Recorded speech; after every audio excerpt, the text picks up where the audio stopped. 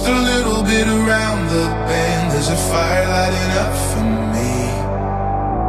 Just a little way beyond the break, there's a key that'll set me free. Just a little decision now, waking up what was dead in me. I used to live with my eyes closed tight, but now I choose to see. I'll run 100 miles to see you smile. It's been a while and you'll never know how much I miss your heart. I need your love. I'll run 100 miles to see you smile. It's been a while and you'll never know how much I miss your heart. I need your love. Happy anniversary, KKV Santa Maria!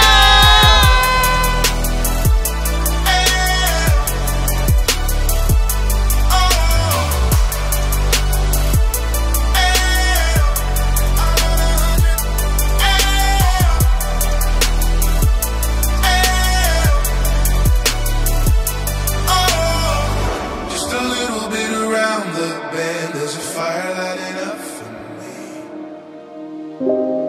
Huwag kang mahiya. Be the light wherever you go. Marami pa tayong pagdadaanan sa mundong ito, but one thing is for sure, God is with you. And if God is with you, who can be against you? Let your light shine. Magliwanag ka.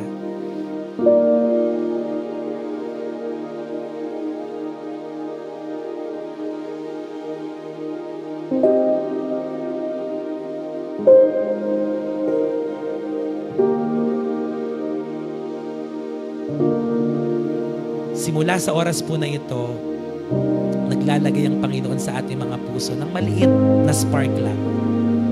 Just a little spark in our heart. Maybe hindi mo pa nararamdaman ngayon. Pero yung maliit na spark na yan, unti-unti, kapag nagsama-sama tayo, nagtulong-tulong tayo mga kabataan, magbabago ang maraming buhay ng mas marami pang kabataan sa bayan ng Santa Maria. Yung nakaraang istorya ng buhay natin, the end na. The end na. At ngayon, bagong story ang gagawin nyo sa buhay nyo. Hindi na kayo nag-iisa. Kasama nyo na ang Panginoon.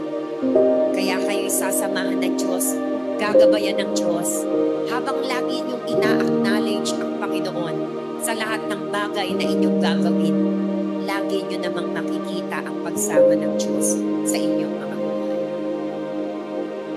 And right now, Jesus is here and He wants to offer you that light. Hindi lang ilaw, kundi buhay. Life. Yun po ang ino-offer ng Panginoon sa atin. Ano ang dapat natin gawin? Live in your true identity. Gusto ng Panginoon, kailangan isabuhay mo to eh. Pinili ka, you are royal, you are holy, and you are His. Pagmamay-ari ka na ng Diyos. Lalabas ka dito ng church na bagong nilalang ka na. Hindi na tayo yung dati. Kasi nga, chosen youth.